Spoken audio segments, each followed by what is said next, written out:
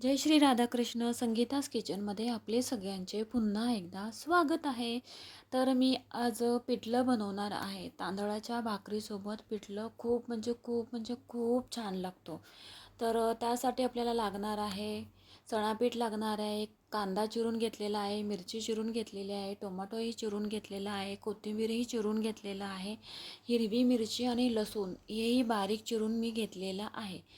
तर आता एका बाउलमध्ये मी 1 वाटी चणापीठ घेतलेलं आहे, 2 चम्मच आपलं तांदळाचं पीठ घेतलेलं आहे.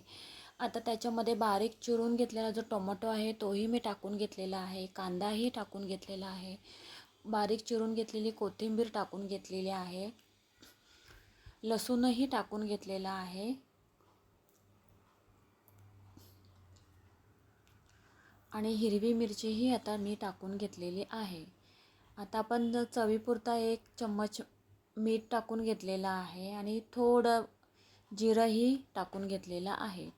तर हे सगळं आपल्याला व्यवस्थित असं मिक्स करून घ्यायचं आहे आणि हळूहळू थोडं थोडं पाणी टाकूनही घ्यायचं आहे आपल्याला.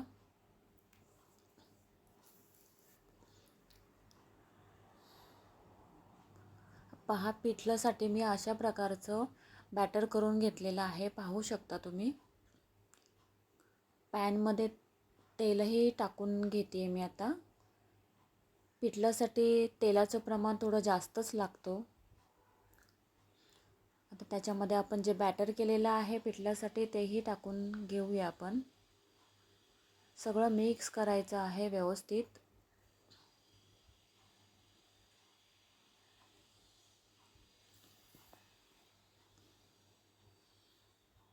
गरमागरम पिठलं खूप छान लागतो खायला. त्याच्यामध्ये मी अर्धा ग्लास पाणी टाकून घेतलेलं आहे. मिक्स करून घेतलेला आहे आणि झाकण देऊन आता 10 मिनिटासाठी आपण ठेवूया. बघा, पिठलं तर आपलं खूप सुंदर दिसतो आहे आणि रेडी झालेलं आहे खाण्यासाठी. चला, तर आता पिठलं तर आपलं रेडी झालेलंच आहे. तर एक बाजूला गॅसवर आपण भाकरही टाकून घेऊया तव्यामध्ये. तांदळाची भाकर मी बनवलेली आहे, पाहू शकता तुम्ही.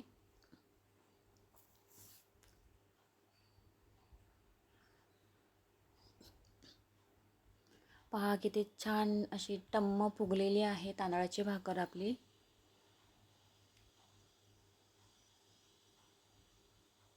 चला, तर आपलं पिठलंही रेडी आहे, तांदळाची भाकरही रेडी आहे खाण्यासाठी.